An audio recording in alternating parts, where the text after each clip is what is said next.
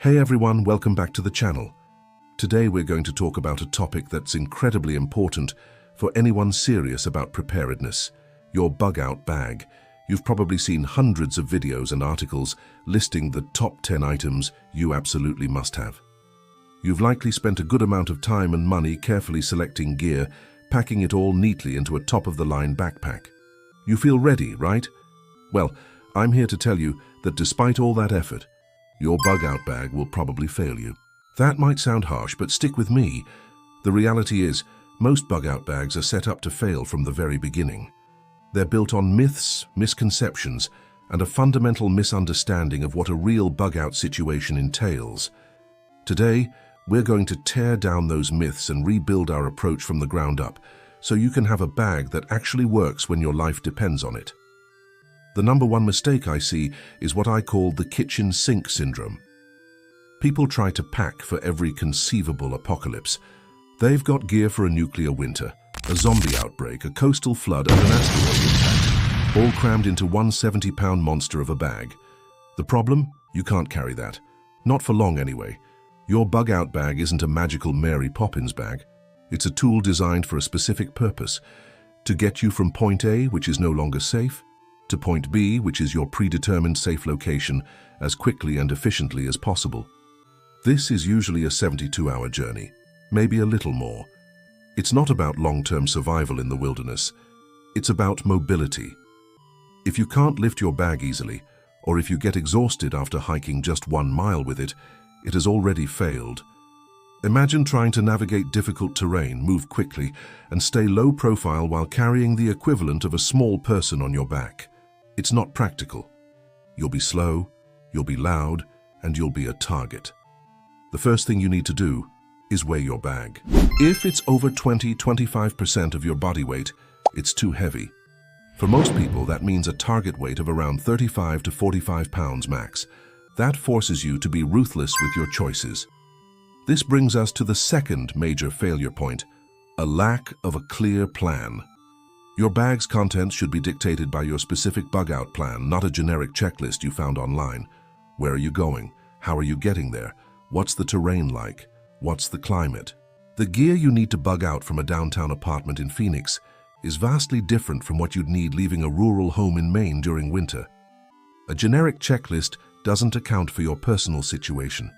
Let's get specific. If your plan is to travel 50 miles on foot through a temperate forest to a relative's house, your priorities are mobility, shelter, water, and core temperature regulation. You need a good pair of broken-in boots, which aren't in your bag but on your feet, lightweight shelter like a tarp or bivvy, a reliable water filter, and layered clothing. You don't need a massive cast-iron skillet, a full-sized axe, or 5 different ways to make fire. 1 or 2 reliable methods are plenty. Your gear must support your plan. If it doesn't directly contribute to getting you to your destination safely, it doesn't belong in your bag. Another common mistake is packing items you've never used. That brand new top-of-the-line water filter still in the box. The fancy multi-tool you haven't even opened. Big mistake. A crisis is the absolute worst time to be reading an instruction manual. You need to be intimately familiar with every single piece of equipment in your bag. You should have practiced setting up your tarp shelter in the rain. You should know exactly how long it takes to filter a liter of water. You should have cooked a meal using your portable stove. Your gear should feel like an extension of yourself. Practice is not just a suggestion, it's a requirement. Take your bag out for a weekend camping trip. See what works, what doesn't, and what you didn't even use. This real-world testing is invaluable.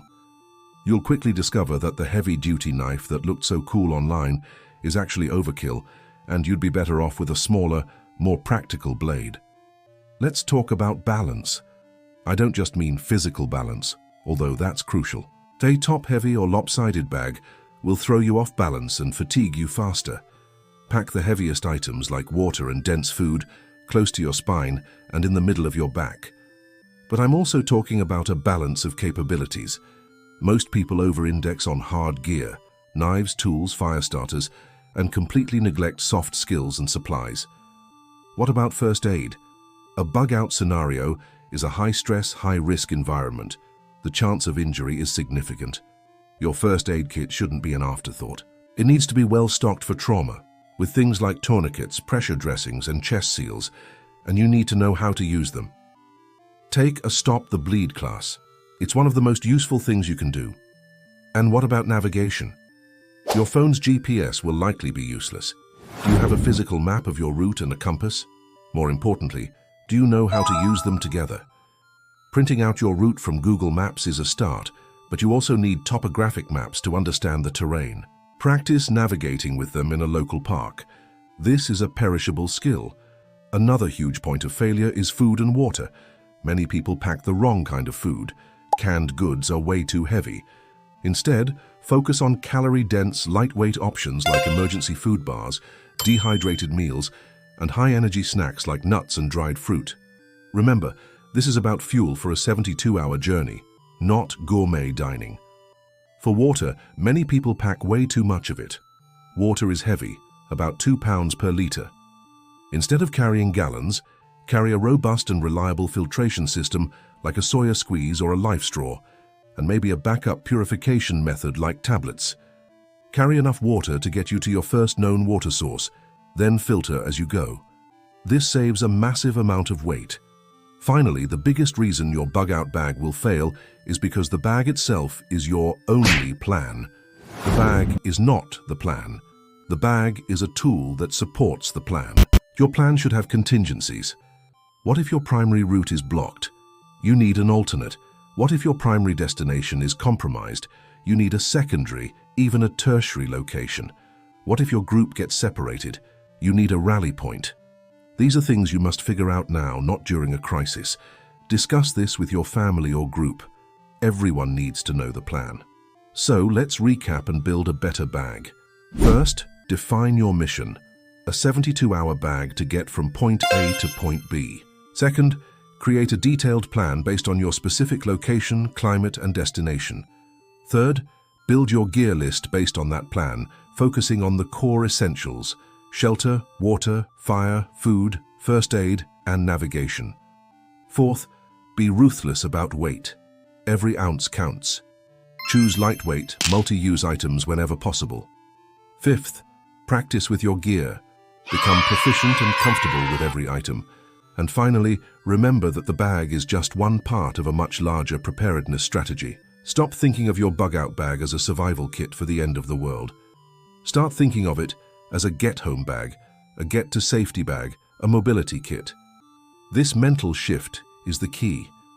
It transforms your bag from an overloaded, impractical anchor into a streamlined, effective tool that will actually help you when you need it most. Go through your bag today. Weigh it. Question every single item. Does this help me get to my destination? Have I practiced with it? Be honest with yourself. It's better to find the flaws now than when it's too late. Thanks for watching, everyone. I hope this gives you a new perspective on building a bug-out bag that truly works.